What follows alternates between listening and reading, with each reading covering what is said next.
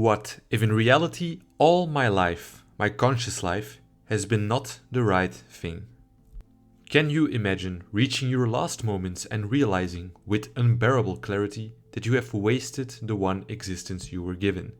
That all the choices you made, all the ambitions you pursued, were never truly yours?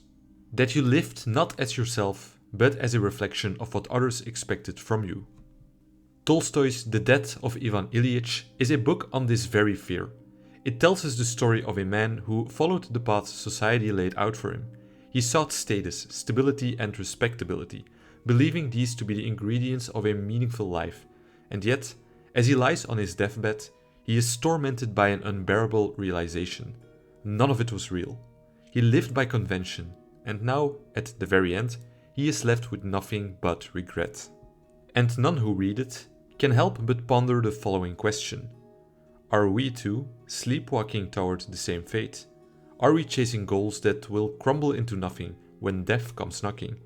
Or are we truly living the life we want to live?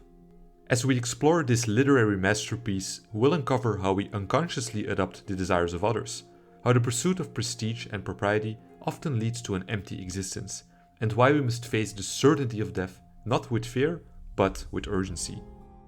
The German philosopher Martin Heidegger, in his work Being and Time, takes a look at how our relationship with death shapes the way we live. Heidegger's concept of being toward death is one of the core ideas in his philosophy. Heidegger argues that only by acknowledging our mortality can we live authentically, embracing the awareness that life is finite and that death is inevitable. For Heidegger, most people live in a state of what he calls fallenness, where they go through the motions of life, conforming to societal expectations without confronting their own death. This avoidance of mortality leads to a life of inauthenticity, where we remain disconnected from the deeper truths of our existence. Heidegger even mentions the death of Ivan Ilyich as an example in Being and Time. Death is perhaps one of the most written about topics in literature and philosophy, and one can only wonder why so many thinkers and authors feel the need to constantly remind us of something so obvious. Death, after all, is no secret. It surrounds us. It is woven into the very fabric of our existence. And yet, there is a very vast difference between understanding our own mortality as an abstract fact and truly grasping what it means. For most of us, the idea of our own death has never fully settled into our minds. We know we will die, but we do not really feel it. And nowhere in literature is this denial more powerfully illustrated than in The Death of Ivan Ilyich. When illness begins to consume Ivan, everyone around him acknowledges on some level that he is dying, but they refuse to face it. They insist he will recover, dismiss his suffering as temporary, or steer conversations away from anything too distressing. Even after his death, his friends shrink from his lifeless body, not out of grief, but out of an unspoken terror.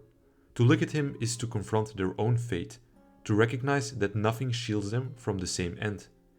It is easier to ignore and to carry on. And yet, the greatest act of denial belongs to Ivan himself.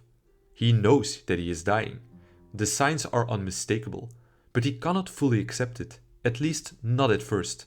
When the truth becomes undeniable, he unravels. He cries out, bewildered, not just at the prospect of death, but at the realization that he never believed it could happen to him.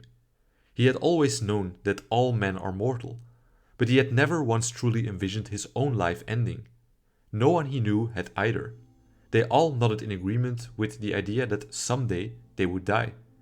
But deep down, they had lived as if they were eternal, and so, when death finally stands before him, Ivan experiences it not as an inevitability, but as an impossibility, as if he had never even heard of such a thing before.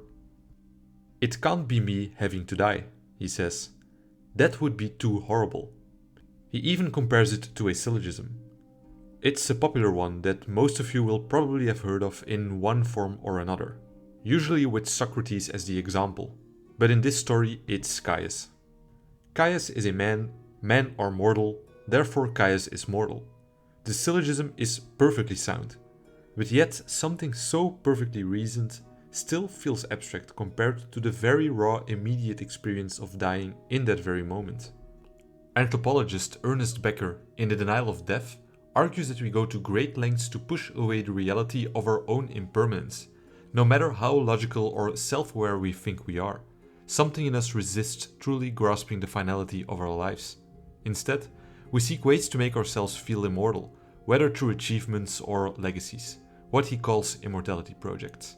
It's not just about fearing death itself, but about our unwillingness to accept that everything we build will one day cease to exist. If you're interested, we explored this book in more depth in a previous video, so feel free to check that out. We all want to believe that if we follow the script society has laid out for us, then happiness and fulfillment will naturally follow. Ivan Ilyich believed this too. And why wouldn't he? From the outside, his life was a great success. He climbed the ranks of the legal system, secured financial stability, and crafted the perfect image of a proper, well-to-do man. He did everything right.